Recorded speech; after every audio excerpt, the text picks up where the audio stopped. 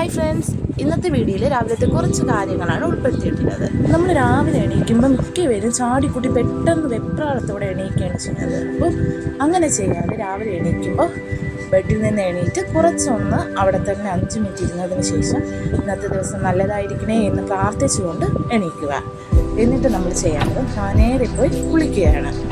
കുളിച്ചിട്ട് സൂര്യഭഗവാനൊന്ന് പ്രാർത്ഥിക്കുക. അങ്ങനെ ഒന്ന് ചെയ്ത് നോക്കൂ. ഒരാഴ്ച ചെയ്യുമ്പോൾ തന്നെ എന്തെല്ലാം മാറ്റങ്ങൾ വരുന്നുണ്ടെന്ന് നമുക്ക് കാണാൻ കഴിയും. സൂര്യഭഗവാനെ പ്രാർത്ഥിക്കേണ്ടത് 3:30 മുതൽ 6 മണിക്കിടയിലുള്ള സമയമാണ്. നമ്മൾ സൂര്യൻ ഉദിക്കുന്നതിനും മുന്നത്തെ സമയത്താണ് നമ്മുടെ സൂര്യഭഗവാനെ പ്രാർത്ഥിക്കേണ്ടത്.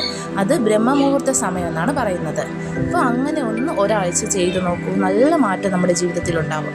ആ പ്രാർത്ഥിക്കുന്ന കൂട്ടത്തിൽ ഓം നമഃ ശിവായ എന്നോ പിന്നെ നമുക്ക് എന്തെങ്കിലും ലളിതാ സഹസ്രനാമം അറിയാമെങ്കിൽ അതൊന്ന് ചൊല്ലി പ്രാർത്ഥിക്കുന്നത് വളരെ നല്ലതായിരിക്കും. ആദ്യമൊക്കെ രാവിലെ എഴുന്നേൽക്കാൻ ഭയങ്കര ബുദ്ധിമുട്ടായിരിക്കും.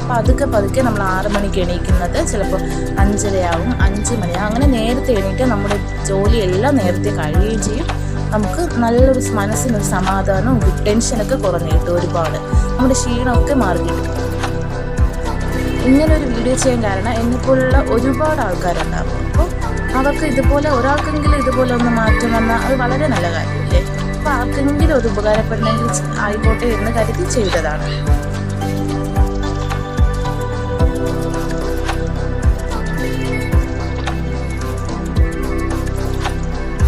പിന്നെ നമുക്ക് എന്തെങ്കിലും ആഗ്രഹം സാധിക്കണമെന്നോ നമ്മുടെ മനസ്സിൽ എന്തെങ്കിലും അതിയായ ആഗ്രഹം നടക്കാൻ സാധ്യതയുള്ളത് വേണേ. ഇത് ഭയങ്കര വലിയ ആഗ്രഹമൊന്നുമല്ല. എന്തെങ്കിലും അങ്ങനത്തെ എന്തെങ്കിലും ആഗ്രഹം ഉണ്ടെങ്കിൽ അത് നടക്കാനായിട്ട് നമുക്ക് ഒരു 11 തവണ ഒരു ബുക്കിൽ നമുക്ക് ബ്ലാക്ക് മഷി ഉപയോഗിക്കരുത്, നീല മഷി വേണം ഉപയോഗിക്കാനായിട്ട്. അത് നമുക്കൊരു 11 തവണ ബുക്കിൽ എഴുതുമ്പോൾ ഒരാഴ്ചയൊക്കെ എഴുതി ബുക്കിൽ സൂക്ഷിക്കുക. എന്നിട്ട് അത് നടന്ന് കഴിയുകയാണെങ്കിൽ നമുക്കത് ഒന്ന് കീറി ചെടിയുടെ ചുവട്ടിലോ അല്ലെങ്കിൽ ഒന്ന് കത്തിച്ച് കളയോ ചെയ്താൽ മതി. എനിക്ക് ഇങ്ങനത്തെ കാര്യങ്ങളൊന്നും തന്നെ അറിയില്ലായിരുന്നു. അപ്പോൾ ഞാൻ യൂട്യൂബിൽ ഓരോ വീഡിയോയിൽ കണ്ടപ്പോഴാണ് ഇങ്ങനെയൊക്കെ ചെയ്യേണ്ടത്, ഇങ്ങനെയൊക്കെ മാറ്റം ഉണ്ടാവുമെന്ന് മനസ്സിലാക്കി ഞാൻ ചെയ്ത് നോക്കിയതാണ്. അത് വളരെ സക്സസ്ഫുള്ളായിട്ട് എനിക്ക് തോന്നി. നിങ്ങൾ എൻ്റെ ചാനൽ ആദ്യമായിട്ടാണ് കാണുന്നതെങ്കിൽ ചാനൽ ഒന്ന് സബ്സ്ക്രൈബ് ചെയ്യുക. സബ്സ്ക്രൈബ് ചെയ്യുമ്പോൾ അതിൻ്റെ അടുത്ത് കാണുന്ന ബെല്ലൈക്കണിൽ ഓൾ എന്ന ഓപ്ഷൻ കൂടി ക്ലിക്ക് ചെയ്യുക.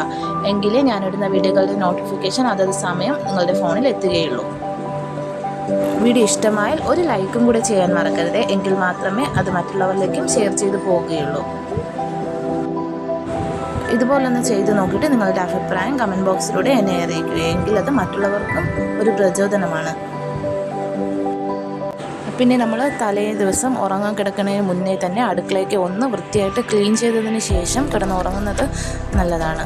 കാരണം എന്ന് വെച്ചാൽ എല്ലാം കൂടെ വാരി വലിച്ചിടുമ്പോൾ നമ്മൾ അടുക്കളയിൽ വരുമ്പോഴത്തേക്ക് നമുക്ക് ഭയങ്കര ടെൻഷൻ. ഇത്രയും എല്ലാം കൂടെ കിടക്കുന്നല്ലോ എന്നുള്ളൊരു ടെൻഷനും ഒരു വൃത്തിയില്ലാതെ കിടക്കുമ്പോൾ നമുക്ക് തന്നെ അത് ഇഷ്ടപ്പെടില്ല.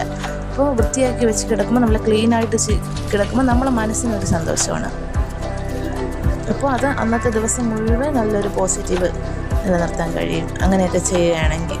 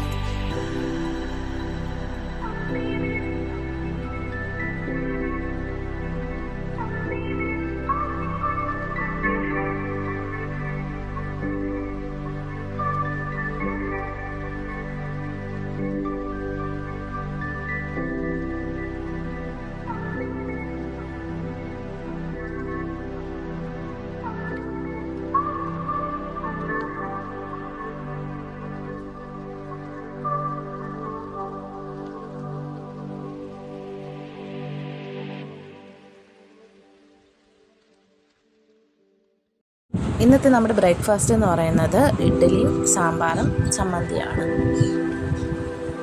നിങ്ങളുടെ അവിടെയൊക്കെ എന്താണ് ബ്രേക്ക്ഫാസ്റ്റ്? ഒന്ന് കമൻറ്റ് ചെയ്തേക്കണേ. ഇതുപോലുള്ള വീഡിയോസ് ഇഷ്ടമായാൽ ഒന്ന് ലൈക്ക് ചെയ്യണേ. അത് കമൻറ്റ് ബോക്സിലൂടെ പറഞ്ഞാൽ ഇതുപോലുള്ള മറ്റു വീഡിയോകളും ചെയ്തിടുന്നതായിരിക്കും.